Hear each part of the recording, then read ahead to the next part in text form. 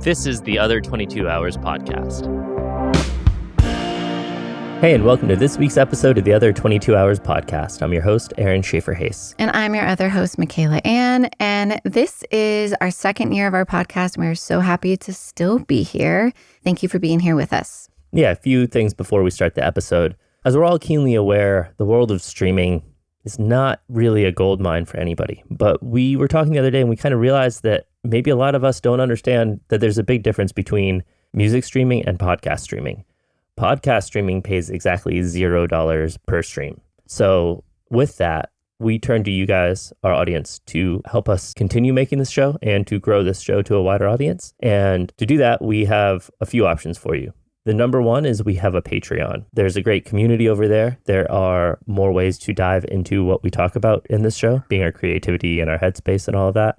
There is advance notice of who our guests are so that you can submit your own questions for our guests to answer, like you'll hear in today's episode. And there is a link for that in the show notes. The next one would be to follow or subscribe to the show on whatever platform you listen or watch on. And lastly, if you have a favorite episode, if you wouldn't mind just sharing that with somebody that doesn't know about our show, whether it's sending them a text or just putting it on social media, it's a great way to get the word out and to bring new listeners to our show.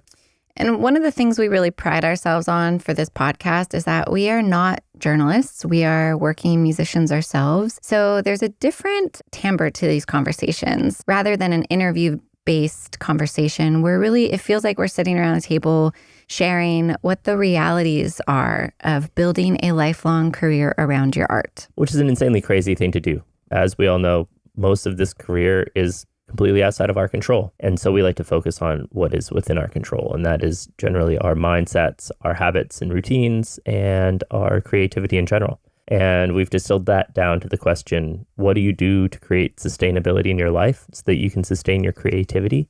And today we got to ask that of Lori McKenna. Yeah, and Lori McKenna is a personal songwriting musician hero of mine. She has... Oh man, where to begin? She's from Massachusetts and has remained there, but has been one of the top songwriters in Nashville country music. She has had hits with Faith Hill, Tim McGraw, Taylor Swift, Hunter Hayes, Mandy Moore, Little Big Town, Lady Gaga for A Star Is Born, Maren Morris, Thomas Rhett, the Highwomen, and she currently has the #1 song on country radio with Parker McCollum. She is Grammy-nominated and winning of ACM, CMA, and Americana Music Awards. She is a mother of 5 and just an incredible writer and person and so fun to talk to. So grounded, so humble. We talk a lot about how she feels so lucky and how we as creatives are lucky to be able to do what we do. There's a lot of talk about seeing the little signposts along the way on your journey to keep going or to make sure that you're on the right path. And with that, a lot of talk on carving out space, head space, mental space, schedule space to be able to do things. I kind of had the conclusion after listening to Lori talk is like, oh, you need that space to be able to see these signposts. Yeah, it was a really beautiful, generous conversation. So without further ado, here is Lori McKenna. First off, just thank you. Thank you for making the time to have this conversation and answering my Instagram message. Oh my goodness. Well, thank you, because Mark Marcarelli told me to look at my Instagram messages because I, as we can tell, not great at TikTok or social media. But then I went back and I watched like several of your shows and I just love it. Thank you. Thank you, guys. This is like such a service. I'm like, where was this last summer? Why didn't I know this existed? Like a Holiday Inn somewhere. Needed to I mean, this is completely selfishly motivated because also podcasts talk about an additional thing that is so hard to make money at. Podcasts are not a source for income. This is for us and for our community of friends of just really feeling like we're in our late 30s and we just started a family and we have no backup plan. And we're just like, how has everybody done it? How do people continue to do it? And obviously, your career feels like an anomaly of sorts because you're a mother of 5 children, which I've been quickly learning this career path is not exactly welcoming to mothers in different areas and forms. And also, you've had so much success in the mainstream pop country writing world, but you have never left Massachusetts as far as where you live full time. And that's been kind of a reoccurring. We have a Patreon where people ask questions, and that's kind of been a reoccurring theme of just starting with location. The fact that you live in the town that you grew up in. And has there ever been any thought at any point of, should we move to Nashville? I mean, when that would have first been like a question was the year that I got my publishing deal, which was the year my youngest son, David, was born. And it all happened at the same time. I firmly believe that every time anybody has a child, something in the universe shifts. Like, let's give them something else now. Oh my gosh, I just got chills because I'm like, holy shit, yes, that's true. I've thought a lot about that, and I actually think that it might have something to do with just relaxing and not worrying, like, what is music going to be in my life? But the year I had David, he was born in 2004. He was born like literally, like I put out a record called Bitter Town, and he was born like 3 days later. And that year was just like every day was like the day before Christmas. Mary Gaucher, who's like a dear friend and like my earthly angel, had moved to Nashville, gave my record to a publisher who called and was like, can I put your songs around town? Like, this never happens. I'm like breastfeeding a kid and there's kids everywhere. And I ended up getting a deal through all that by just a series of women stepping up for me, honestly. Wow. So that would have been when that question, was like a real question, like, okay, I have a publishing deal and I'm going to make a record for Warner. Should we move now? And I had David is an infant, and my oldest, I had like a high schooler, a middle schooler, an elementary school. Like I had these years where I had like every school in town I had a kid at and one at home. Oh my gosh. And so it didn't make any sense. It wasn't even a question. It was like, what kind of lunatic like rips all of these people from their roots on a hunch that maybe they could do music for the rest of their lives? I wasn't going to let anybody else suffer. Like, it wouldn't be me suffering. It would be them. And so that was really never a question. The question was more like, how can we manage me working a little bit more or traveling? Because we all kind of work the same, I guess, but the traveling piece was going to be the piece. And my family kicked in. My husband probably wanted to kill me. But everybody just stepped up. I always say that happening, it's like I won the lottery, but I never bought a ticket. I've had so much luck. But the thing about luck is you have to show up for it. Every time I took a step that I didn't want to take or I was afraid to take, somebody was always like, had a hand out being like, take one more step. And then all of a sudden you look back and you have, David's 19. Wow. Yeah. And I'm still taking that Southwest flight to Nashville.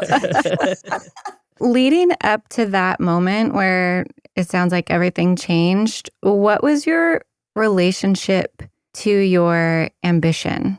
I think that my relationship up to getting those phone calls, like Mary saying, there's people down here that like what you do. And Boston has a beautiful community. I would not do music at all if Boston didn't have the nourishing environment that it really, at least at that time, just like loving individuals sitting in some seat at Passim, like willing to tell you that they saw themselves in your song. Like, unbelievable that this place exists. Honestly, I'm not very competitive, and I think that people think you have to be competitive to be in this world that we're in, but there's not really a shred of that in me. I'm the youngest of 6 kids. I don't know. I'm like, something wrong, I can take the blame, whatever you need.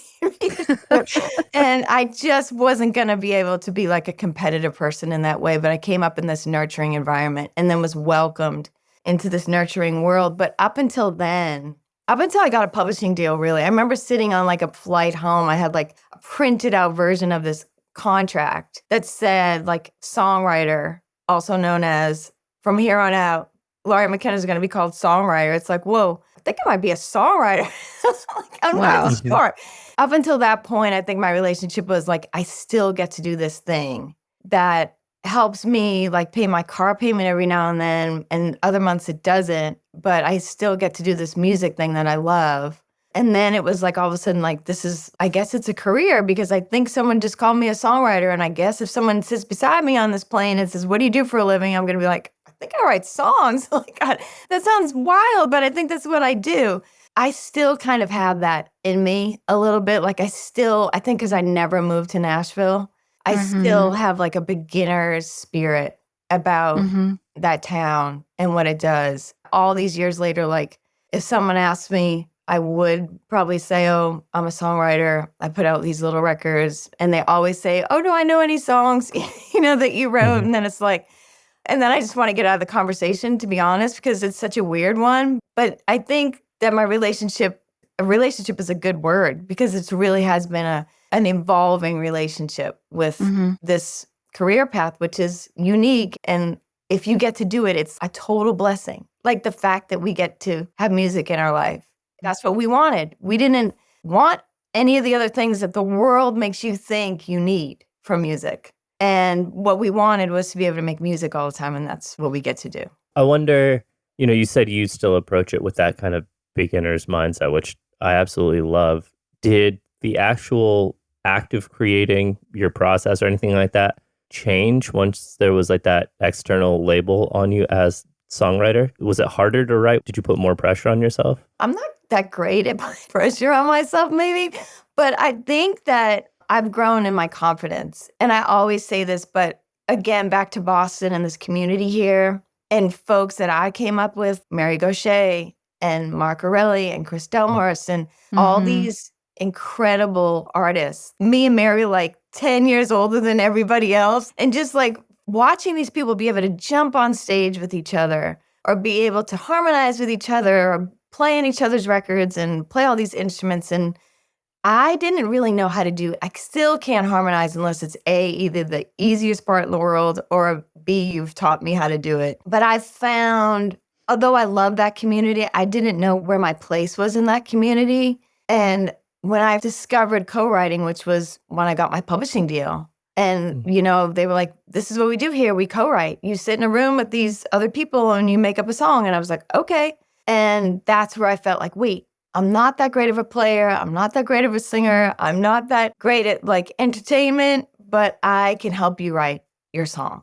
Like I can sit here with you all day and not get distracted or bored or want to leave. And I can try to help you write whatever song's in the room or whatever song is in your chest that you need to get out. Like that's where I felt like I really found my community. And then when I understood that I could hold my own there in a way that I never can, just musically, I felt that's where my confidence grew a little bit. And I think that's why I've been able to sort of feel like a kid every time I show up in Nashville or anywhere, or even over Zoom or whatever all the time. I think I just naturally have that. I didn't figure this out until I was 36. And here it is. It's right here in front of me. We had Mary Gaucher on here, and talking about age is something that I feel like is very prevalent for women, but I'm kind of naively surprised that even men feel some of the like ageism, like time is running out thing.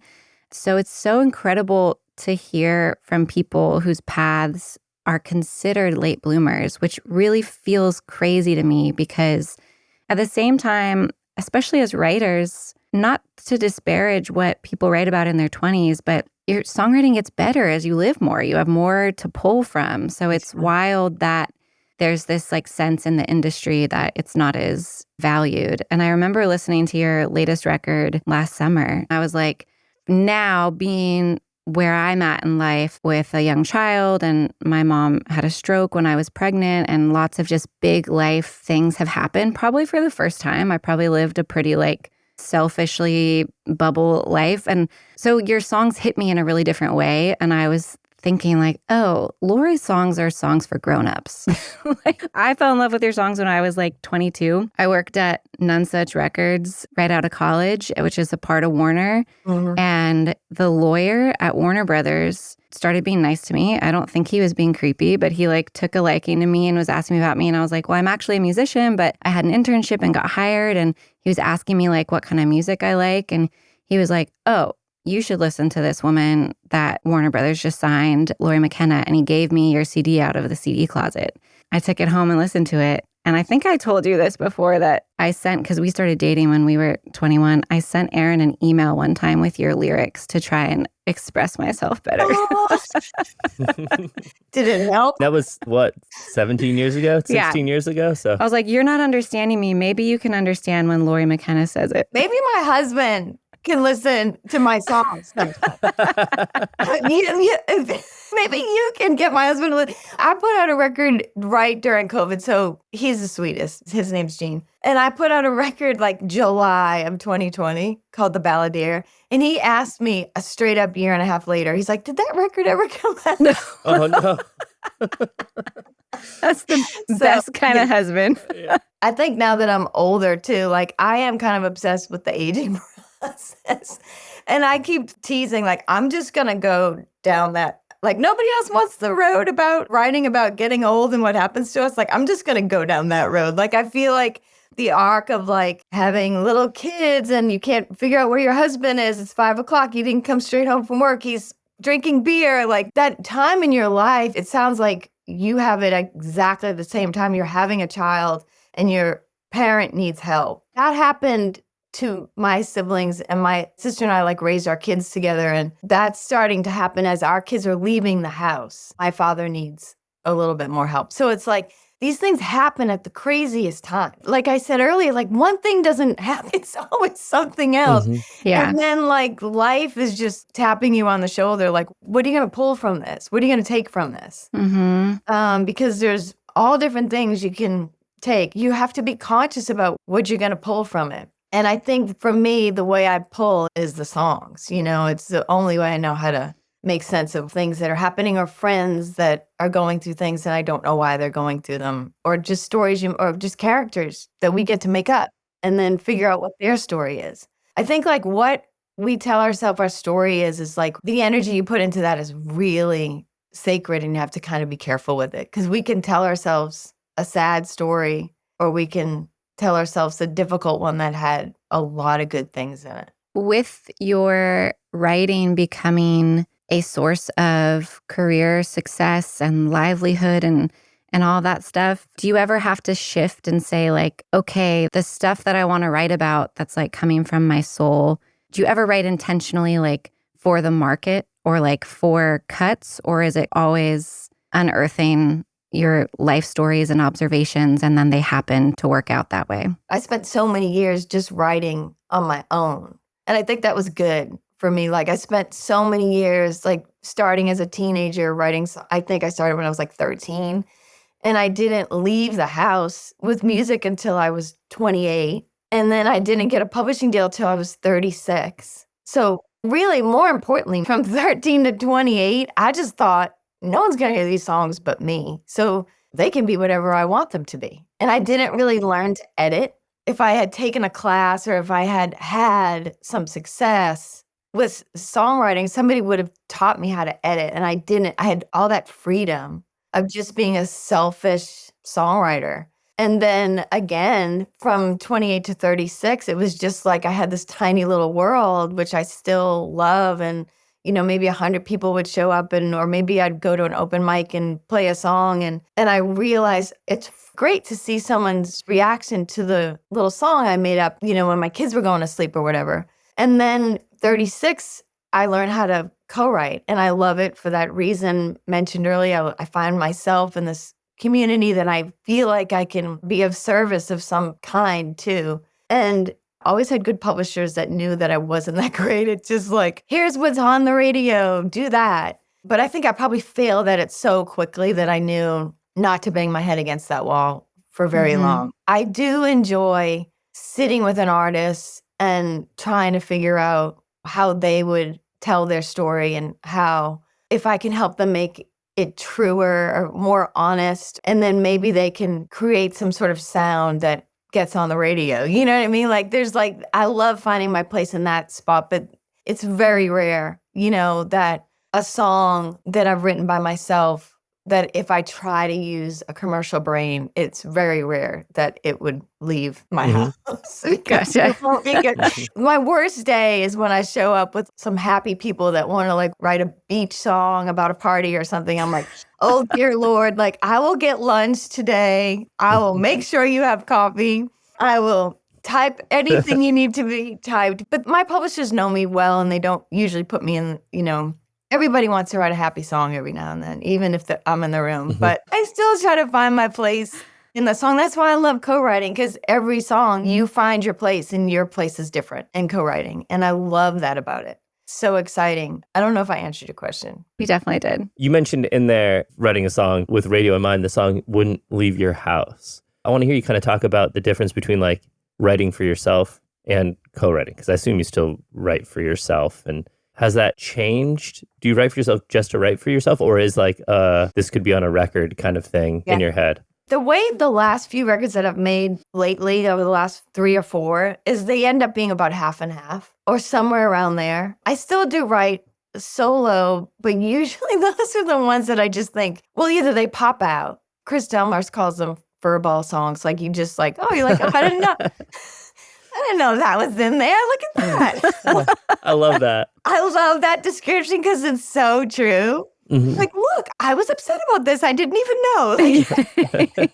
Like, so either those ones that just like crawl out of you, like you have to like, okay, I won't make dinner right now. I'll pay attention to you for a minute. And those are rare, right? Or I will hold aside days where I just see what will pop out. I do love co-writing so much, and I do probably maybe a little bit too much lately co-write. I just write a lot. Like I spend probably 2 or 3 days a week on average, and I probably should be a little less. Why do you say that? Well, I've just noticed that since like last year, I've noticed that I need a lot more space. Since COVID, everything for me's changed in writing because of COVID, and I'm sure this happened with a lot of people. But before COVID, I would FaceTime write with my friend Barry Dean, who's a brilliant writer, and he lives in Nashville, and he's like a dear friend. And I would FaceTime with him sometimes, so I knew how to do it. Once we figured out that we could write songs together, this is one of the good things about me not living in Nashville, because I really probably wouldn't allow any space. And the space part is so important to me because you can't go anywhere in Nashville without falling over a great songwriter. COVID did that to me. I just got on the computer every day, and I would sit down here and write all day, and then I would go upstairs and make dinner. And it was like, oh my God, this is what it's like to have a 9-to-5 job. This is what real people do. Like, and I just sort of have kept it up, which is a blessing that people will still write with me on the computer, because I've been able to write with a lot more people than I normally would have. But it also made me sort of write a lot more. Since COVID, I've written a lot more than I did before. I think I need to stare at the tree in the backyard for a little bit. I think that's helpful to me. Yeah. I mean, that like creativity on demand is a hard thing to balance, especially when your intuition and your gut and your creativity is so rooted in integrity and honesty and realness. To show up like that on demand like that for scheduled writes is a skill all in itself. Yeah, and it's a whole different, before co-writing. So before I was 36, it was just like, I wouldn't do anything unless I was inspired to do it, because I didn't really have to. And I do like that part of it. I think because I truly do love co-writing so much. I think it's such a unique thing. And my husband works for the gas company. He's a plumber. Like, he doesn't communicate with anybody on a daily basis the way we get to communicate with each other. I mean, we just like jump right. Yeah. Like that's what most people don't have that. And that's why they like songs, because a song will be like a conversation that they're having with somebody, and they'll pull things out of them. But we pull things out of each other and, get to meeting each other right away. This is this chorus that I came up with, and I don't know what it means yet. And then you start stretching it out, and you're like, oh my God, look what it says, That's such a blessing. Like, I do love it. I don't want to leave a co-write thinking that I didn't do the best I could do for the song and the person. It's such a balance of all the different things that writing can be and do for us. Like, I just had an experience last week that really made me think about like how incredibly intimate writing can be, co-writing, if you let it, and how transformative it can be. And to remember that on the days, I find living in Nashville a little challenging because it can feel so heavy on the business side that I have to like constantly try and remind myself to get back to the beginner's mind, to be completely honest, because I get caught up in the stress of, do we have enough money? All that stuff. And I had a friend a couple weeks ago reach out Courtney Hartman. She's an incredible like flat picking guitarist, but then also a beautiful songwriter. And we've known each other for years, but not on a deep level. And she has a 14-month-old baby. And she reached out to me and was like, hey, I've been writing this song about becoming a mother and wanting your own mother there. She was like, I've been writing it from my own experience, but also from afar, because I share a lot online about my journey with my own mother having a stroke. And she was like, I've been thinking of you too, as I've been writing this. And would you be willing to help me finish it? Oh, wow. And I was like, one, how incredible. Like, you never know whenever you put anything out in the world, who's receiving it, who's thinking of you, and what that's doing for them. We finished the song together. We wrote like a couple other verses and I helped edit. And it was so incredible. I was holding back tears the whole time because I was like, Courtney, this is a song that I really needed that I was not capable of writing for myself through this experience. It's not my song, it's her song. But to bring me into it was such a gift. And I feel like that's the kind of stuff we also talk about on this podcast of like the constant reminders we need of what experiential gift it is to be able to write songs, play songs, share songs in this lifetime, regardless of whatever comes of it in the outside world, and trying to hold on to that as often as possible. I mean, I think, first of all, I would say that back to the living in Nashville versus not living in Nashville. And I always see it through the creative side of the benefit of not living there and just, like I said, feeling like a little kid. But that business piece is real. I literally will separate myself from it a lot because if you just look at the business side of it as creatives, as we are, it's not that reassuring. You know, I have two kids that live in Nashville now that are songwriters. One has a deal, one doesn't have a deal yet. If I showed them a spreadsheet, it would be pretty daunting. I think you have to like actively know, like, I can only handle this much of this right now, and then I'm going to put it aside and remember why I'm here, which is we get to write music every day or work in music every day. But I think her reaching out with that song is like something about songs where they reach out to you. Like they say, when you start a spiritual journey, you're reaching up for the spiritual journey, whatever it may be. But the thing is reaching down to you too. And I think songs do that so well. And I don't know if this was her experience with the song, but I've had songs where I have tried to write them myself for a month and a half, and I cannot do it. And then I bring it to someone who just sees themselves in it. And like, not even because I'm so good at deciding who should have what song. No, I don't need that at all. Like the song just knew she doesn't need to do this by herself.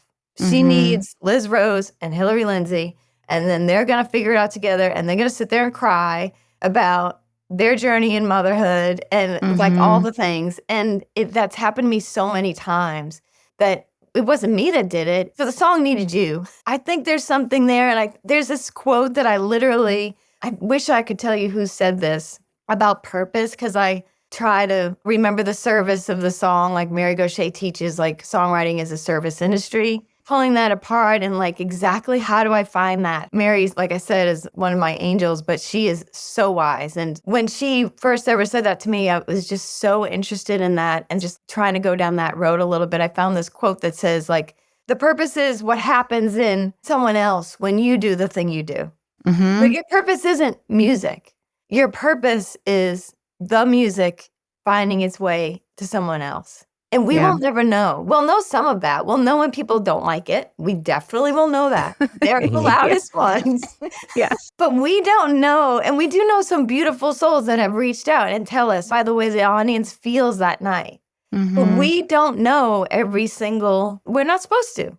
Yeah. You know what I mean? But I love that analogy. And I think it explains itself so well when you pay attention to what the power of a song is doing. How it isn't just her song, it isn't just your song, it's everybody's song when she's singing out into the world. And then some girl's going to learn it when she's 20 years old and has a kid and doesn't know where her mom is or whatever. It's just going to go on forever. You have no real say in it or control over it in like the best, most beautiful way. I love that. And that, just to tie that sentiment back to our brief talk on, writing for a hit or writing for the radio or something like that, with the way the capitalization of music is at the moment, to me, the value is not in how many listens you can get. It's in the longevity of what you make. And it's the integrity of the song or the record or whatever it is. And that just totally speaks to that for me. Like when you're writing for that place and you have that purpose in mind of what you are doing for the listener, the service you're providing there, like that's inevitably, for my tastes and my ears, those are songs that are timeless. Yeah. And really, I think maybe every song is timeless. They all have like their own little lives. And I've been obviously, like, I know I said earlier how lucky I am, but I'm like, in a lot of ways, the artist side of what I do would not exist anymore if I didn't have the publishing side of what I do. And I've been put in rooms as a writer, as not the artist.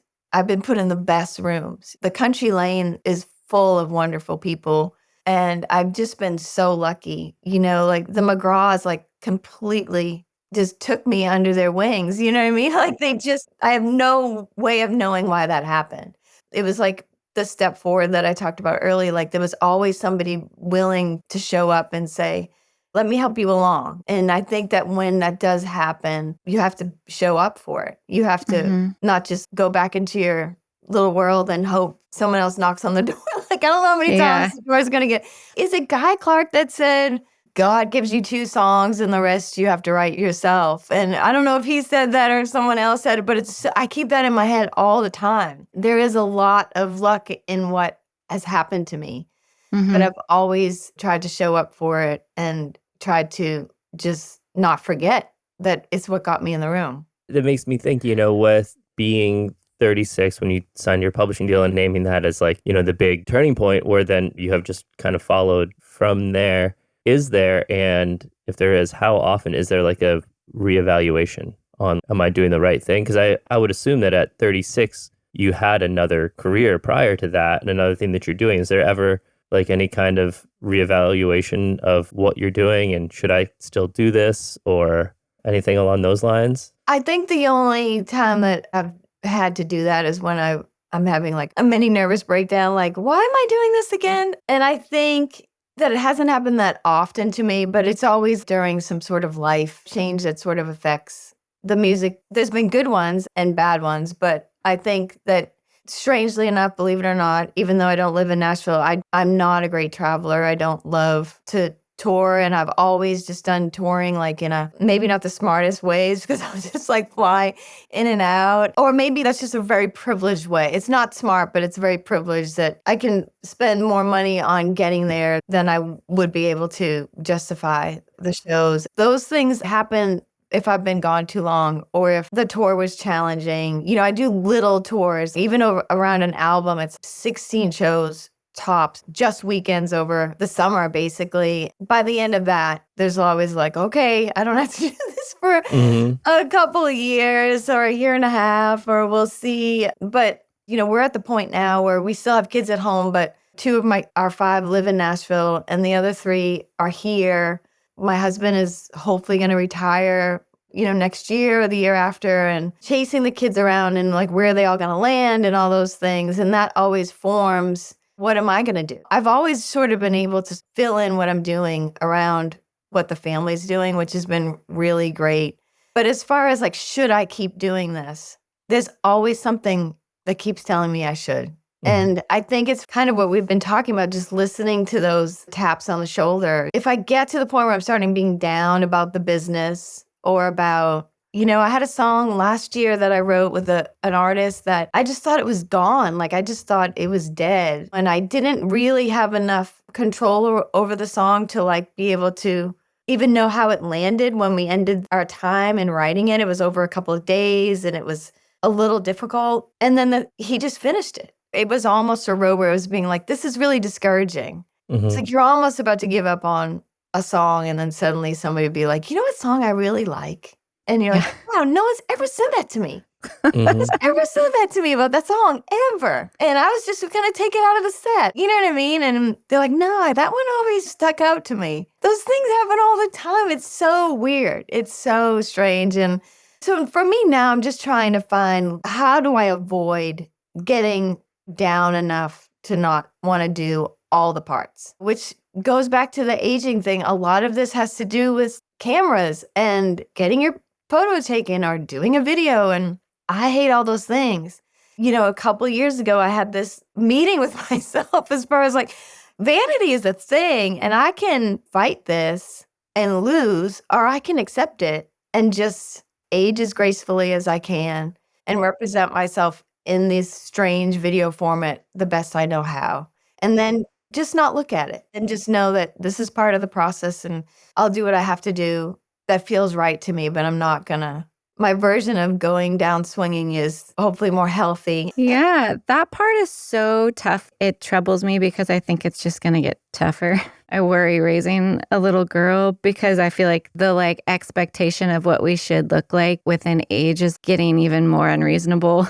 That I hear women in their 20s are concerned about their wrinkles and younger. And it's just, man, if this is the world that we're creating and that's so consuming for all of us, no matter how healthy or how much we work to have good self-esteem, those messages and pressures are always out there. We think about that so much that it can take away from the song that we're performing. And not because we're so vain, because people comment on that stuff. It's real and it's unfortunate. I've been there a million times where literally big performance somewhere and I cannot walk in the shoes I have on. Or if I step on a guitar chord in the shoes I have on, all bets are off. Let's go. Yeah. And it's just literally the whole show came down to those damn shoes, guys. And it's I just can't wear the shoes anymore. I need to be in the same boots as Mark Morelli. I don't want to worry about my shoes. And the older I get, I think this is something beautiful that comes with age is you just get to the point where you're like, you know what?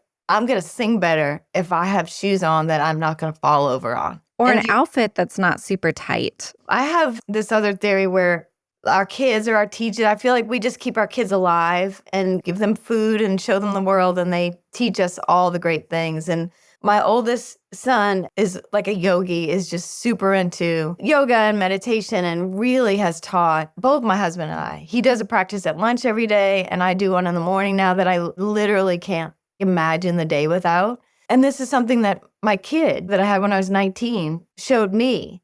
The whole, this is our body, it's not us. Mm-hmm. That all helps in all that too. And cleaning out the closet of the 4-inch heels and things like that. Those things can create so much space. There's a lot of freedom in that. And having my uniform for tour, these are the 4 outfits and I'll switch them up, but comfort. Aaron will be like, every time you do a photo shoot for press or an album, you get really done up. You never get done up in real life.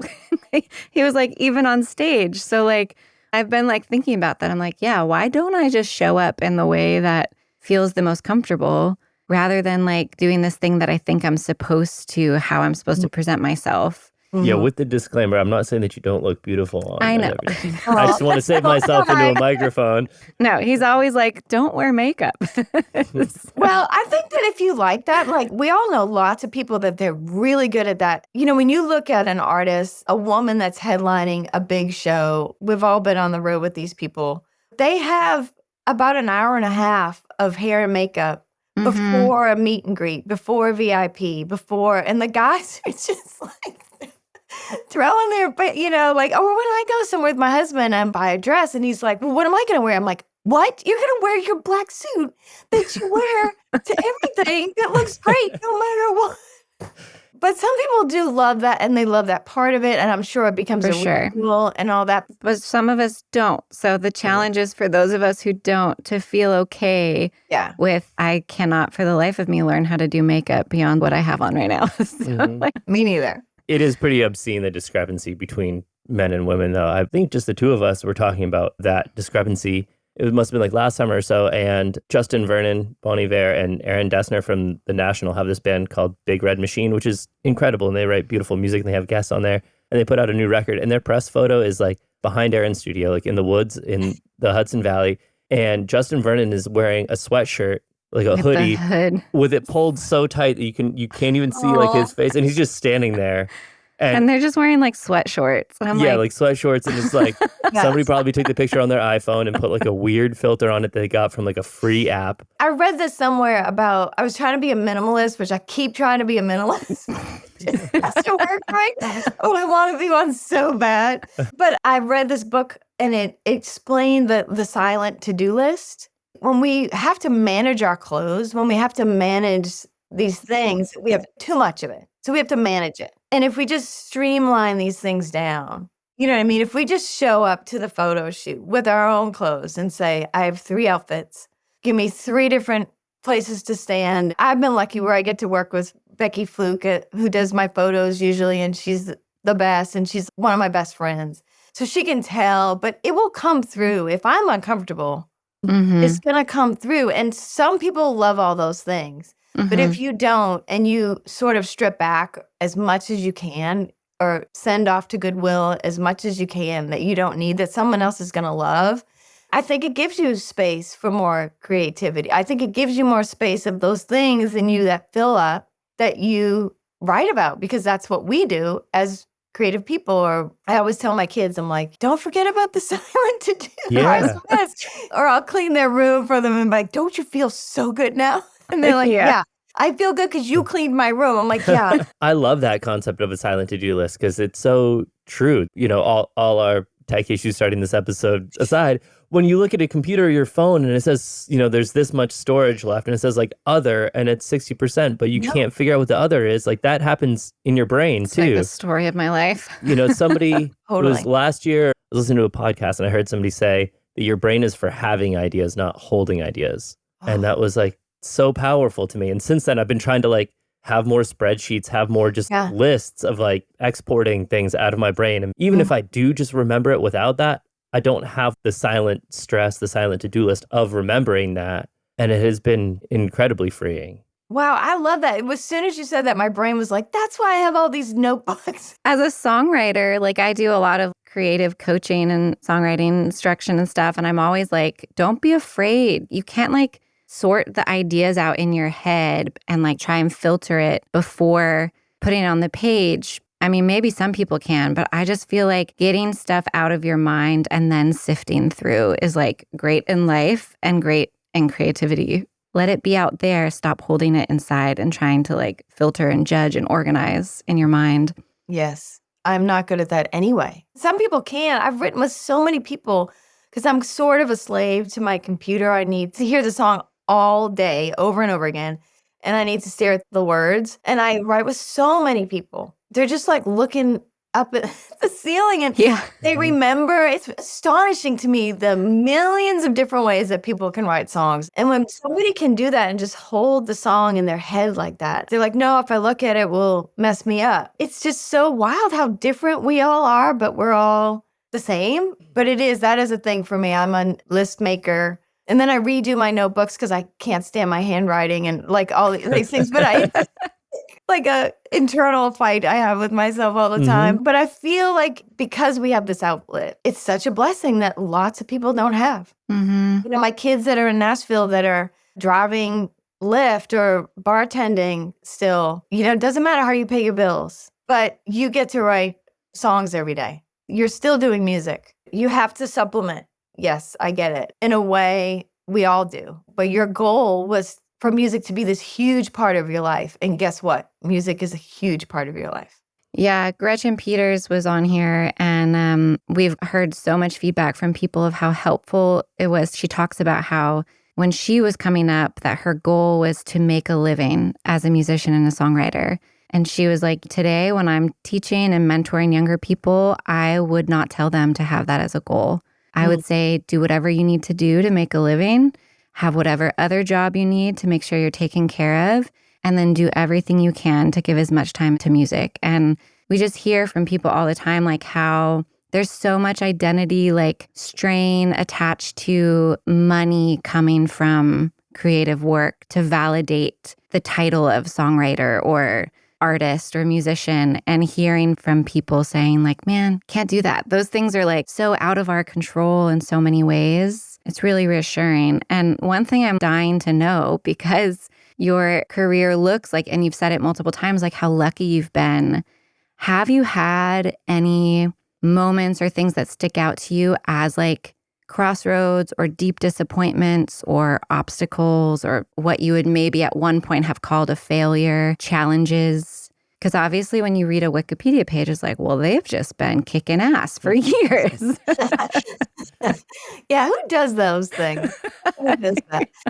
Yeah, I mean, I've had things, mostly it's songs. I'll be sometimes disappointed about a song. And everybody that I know that writes a lot of songs also has a lot of songs that just really mean something to them, but they haven't found a place for it in the world other than, which is why I always tell great young songwriters, dude, just put out a little record. The good thing about everybody being able to make records now is that everybody gets to make records now. And at least you find that song that means so much to you. It finds some sort of voice in the world. So mostly it's over songs. But what I realized about what I do is I do like doing shows, but I don't love it the way, this is another thing I learned during COVID. There were my friends who were like secretly happy that we were stuck in the house. Oh, yeah.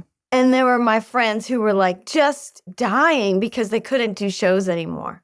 And I remember talking to my husband about it. And I fell into the category of secretly happy that I couldn't leave the house. And I remember talking to Gene about it. And he said, well, don't you miss shows? And I was like, I don't know what's wrong with me, but I don't really miss shows. I don't love making videos in my basement, but I don't miss shows. And it's not the show itself, but all the other things, right? When I was trying to explain how I felt to Gene, I learned that when I do a show, I want somebody to come up and tell me that they like the song, but I don't want them to tell me they like me. That makes me really uncomfortable. If somebody says that, I just think, oh, but you don't know. I'm really a terrible person. Like, you don't know, like, whatever. I like you. I don't know if you would really like me, but I want you to like the song. Because I know if you like the song, you really like the song. And I don't know what that's all about. So for me, I think I love my career. I love the fact that I've been able to do this, but I really love and get excited about songs. So for me, it's always, if there's a disappointment, it's usually around a song.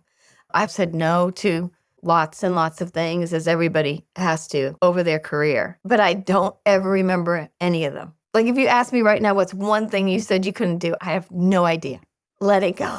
It's just like a tour opening for someone that you love, but you're going to be gone for 3 weeks. I can't do that. I'm never going to be able to do that. And then I forget all about it. I resonate with that. I feel the same way. Like, not me. Because I spent, when we moved to Nashville, my number one thing was like to be on the road all the time. I was, a sideman. Drums are my first instrument. So I was trying to play with everybody that I could and saying yes to everything, while also like getting more involved in the studio, both as a producer and as a session musician. And that was like my dream. But I had all this fear of saying no and like turning down this work. And, around the middle of 2018, I finally kind of started to figure it out.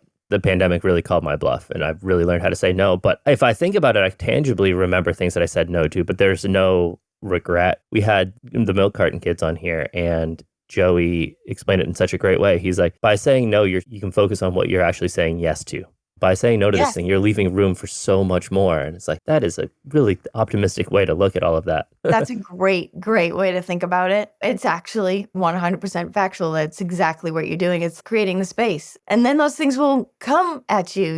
Those things will, you turn the corner and there they are. What I do now, and I don't know where I learned this trick, but it wasn't me that thought of it. I think I read it somewhere. But when you get an offer for something that's far away, we always make a story like, okay, next March, I can do that. I can go to Europe next March for 10 days and figure that out. And then if you think of it like, could I do that Wednesday? Could I do that in 2 days? Because in my brain, if I think I'm going to do it next March, I'm going to lose 10 pounds. I'm going to like figure out how to just play one guitar and not have to carry 3. My merch is already going to be there. And like Mark really will be with me and he knows all my songs. I make up a story that's perfection for next March. And if I think of it, can I do this 2 days from now? Hell no. There's no way I can do that. That's really helped me as far as like not overbooking myself. Because the times in my life or I feel like I've put too much on the kids or Gene or anybody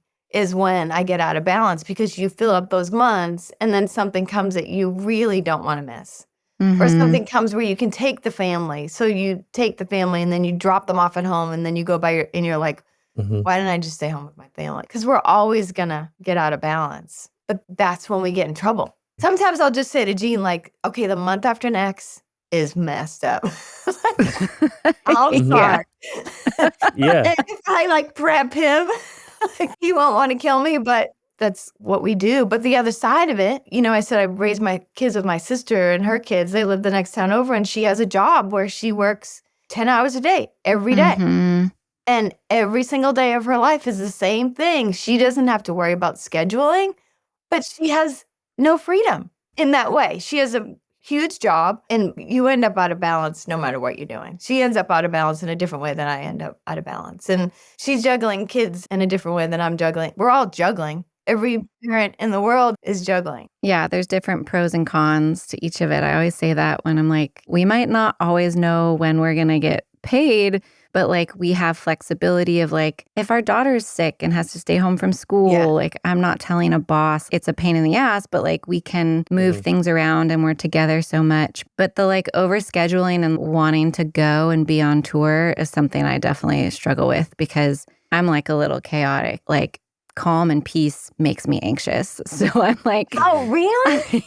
Yeah. Oh, yeah.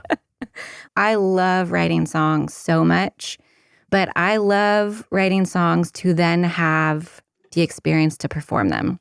I know that. Like, I need the experience of writing those songs, but like, I also just love the travel. I grew up a military kid, so I moved all the time, and I start feeling crazy if I'm home for like a month straight. And he's like, dude, you can't do this all the time. Especially now that we have a child. Like, but don't you guys want to fly with me to here and then to here? And then he's like, and we're going to be schlepping merch and a toddler and a guitar. And I'm like, yeah, it's no big deal, right? That's what I mean. That's the story we like. It seems easier in our head. Like this past fall, I went out with Brandy Clark and it was like meeting the bus. Once my stuff was on the bus, it was fine. But like I will have a guitar strapped to a guitar, strapped to a merch case. And I'm myself and I'm like, how did I? Yeah. Because I'm not out of Nashville where the bus is leaving. You know what I mean? It's like all those things, like you don't put it all together until you're trying to get to Logan Airport and like people are backing away from me. Oh, yeah. Yeah. What is happening? Whose guitars are you carrying and where are you going? We did a 3-week tour where I was solo touring and they just came with me, us two and our 2-year-old. And we were like renting cars, taking trains, and flying in between countries. And we had a car seat, a stroller, a guitar, a merch suitcase. It was mayhem, but it's also so fun, right? Yeah. Well, wait a minute. Let me ask you, when you look back, you must think like, how did we actually do that? Because I look back on things, you know, like driving to the Iron Horse, which is 105 miles from my house, and always driving back. I've driven back after a show in Philly, finding somebody to drive with me, and he can bring his dog. That's cool, but I need somebody to drive all the way back from Philly because I need to be at a baseball game at 10 in the morning. You look back and you're like, that was mental. How did I do that? But you do it because there is some sort of... You still love it. Yeah. I still love it. I mean, anytime I take a band out, it's insanity. Like the last tour we did before COVID, leading up to COVID, was like cross country, West Coast. There were 5 of us, no TM. I was selling my own merch. We were doing insane drives, driving through the night, not sleeping. And I look back on it and I remember coming home and being like, my adrenaline was insane to sustain me through that. But I also like really miss it. We also did a 2-week tour when our daughter was 14 months. I had a broken foot. We took a band in a van, flew cross country for a one-off to play Hardly Strictly Bluegrass Festival from New York. And then I played my last show. And then you guys drove the van home. And we got up at 3 a.m. so that Georgia and I could fly home. So she didn't have to do the drive from Albany to Nashville. And I'm like, that is actual insanity. But I also am like, oh, it was so fun. And the shows are so great. I was delirious. We were exhausted. And this is why I spend most of my time in the studio, because we talk about that and like the shows were fun, but I'm thinking of like, okay, we played in DC, then we played in Philly, and then we played in New York. And then after the show in New York at 1 a.m, I dropped everybody off at the hotel. And then I drove our van to a friend's house in Brooklyn so that we could park the van with all our gear in it. And then we woke up at 6 a.m. to go to JFK to fly to San Francisco and then flew back. And like, I think of all of those logistics and I'm like, I'm proud to say like we did that, but I'm not excited to do that again ever. We don't need to.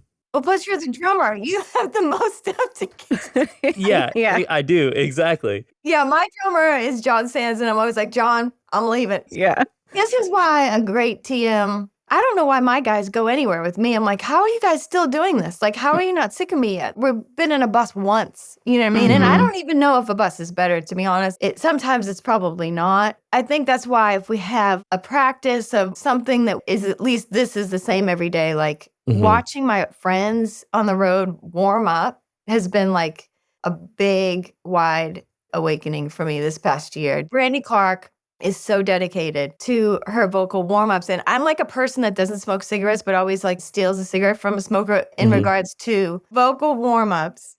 I stand outside the hall and I just copy whoever's like in the other room. Like, I love that. It's terrible, but those things, it means everything. And, I do this breath work thing that I think has strengthened my lungs that I don't think I would have got through last year. And I stopped drinking and it's like, wow, that's a huge difference suddenly. But yeah, we always look back and be like, what were we doing? Everybody's life's that way. Everybody's life has a version of that same story. Yeah. Throughout this conversation, you've talked so much about space and like creating space. And then also when you're talking about kind of like the trajectory of your career and keeping going, you just luck and then having somebody on the other side be like, take one more step, take one more step. And just those little tiny, there's small markers that are easy to miss. The little signposts along the way that are like, yes, this is the right path. Or, hey, come this way a little bit. And I can't help but just draw the connection of like, I think you need to be able to create that space to see those little things along the way. Yeah. I'd like to say, oh, I'm so smart. I always surround myself with people that are better than me. But everywhere I went, there was a bunch of people better than me. And I still do that. Music has brought me my greatest friendships. I know people through music that there's no way I would know otherwise. And that I love like family. Like I just couldn't imagine I would be the person I am grown to be without these people in my life. And that's all because of music. If I did work at Target, which I think I would be good at, I wouldn't know Hillary Lindsay and Brandy Clark and Liz Rose. Liz Rose is like a sister to me. And so is Hillary. I can't live without them now. And that's all because of songs. It's beautiful. It's great. It is really beautiful. Man. We're so lucky, right? We're so lucky. We are. Yeah. With that, I think we're really lucky to be able to get to sit here and have a conversation like this with you. So we just want to thank you for carving out the time in your day to sit with us. No, I was really looking forward to it. And I love your show. And I love the way you see what we do and sort of explain it in a way to ourselves. I always say that when you do an interview with someone like around a record cycle or something, I always learn more about myself. Like, maybe that's why I did that. And I think that the shows that I've listened to have all been some sort of lesson in them all that like, I wish I knew that last year. That's going to make things easier next year. Yeah. I think exactly what you're doing is that when someone says, come this way, you're creating that for all of us. So thank you. Oh, thank you. Thank you. Thank you so much. I did want to tell you before we part ways, I was FaceTiming with my mom before this conversation and I said, we're interviewing Lori McKenna today. And my mom is like, she loves music, but she's not someone who has like artists that are her favorite. And she said, I love Lori McKenna. And I was like, you do? And she was like, yeah, I love that song, something about birds. And I was like, The Bird and the Rifle? And she was like, yeah. And I was like, you do? Yeah. I literally thought your mom only listened to your music. Yeah. She was like, I used to listen to it on my walks all the time. Oh. And I was like, on Pandora? And she was like, yeah, because she used to listen to my station on Pandora. And I think she got into your stuff. And I was like, wow, Mom. And I was like, Lori has another song that I think you'd really love called A Mother Never Rests. My mom was a stay-at-home mom, military wife, very difficult life in a lot of ways. And my mom goes, you're telling me, but then she just strokes and that's her rest. I was like, I started laughing because we've made so many jokes, which it's morbid because my mom's stroke has been completely tragic and awful, but she has maintained a better sense of humor. We always joke that like she never would rest. We're like, what the f, Mom, you had to go into a coma to get some rest? And she's like, yeah, I've been needing to sleep for a long time. Oh, wow. That's incredible that she has that sense of humor about it. Oh my God, she's so funny. Barry Dean, who I wrote A Mother Never Rests with, a small story, he was here writing and I didn't know we were writing on a Saturday. I sat him down in here and I said, Barry, I want to write a song called A Mother Never Rests. I had like the first two lines, like even when she's sleeping, she's thinking. And I said, but I got to go to Megan. My daughter's name's Megan. I have 4 boys and a girl. And Megan was playing a softball game. I said, I'm just going to go drop her off.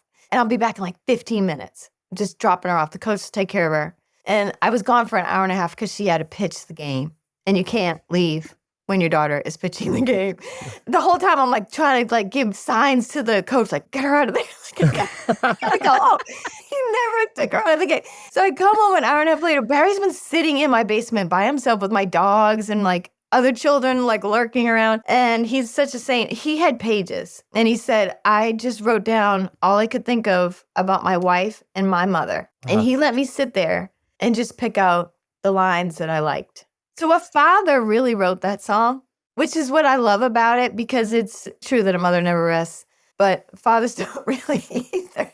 That's also amazing that you as a mother were definitely not resting in the act of writing that song. So yeah, it was like the funniest story because she was never pitching until that day. But there again, tell your mom I'm thankful. When you started telling that story, I thought you were going to say that she thought I was Lorena McKenna, because I still get that sometimes. Oh, no. I was shocked. Yeah. I was like, you do? Well, I'm glad that we're on each other's Pandoras or whatever we are. It's so good. You guys are great. Thank you. Thank you. You are too. It's been such a pleasure. Thanks, guys. Take care. All right, Lori. See ya. Bye. Hey, real quick before we wrap up today's episode, it takes a lot to produce even a small show like ours. So if you enjoyed today's episode, please consider taking a minute to check out our Patreon. There's a lot happening over there, all with the intent of growing our community and offering you more resources to navigate a career based on your art more sustainably. You can learn more at the link in the show notes below. Thanks for being here with us, and we'll catch you next time on the Other 22 Hours podcast.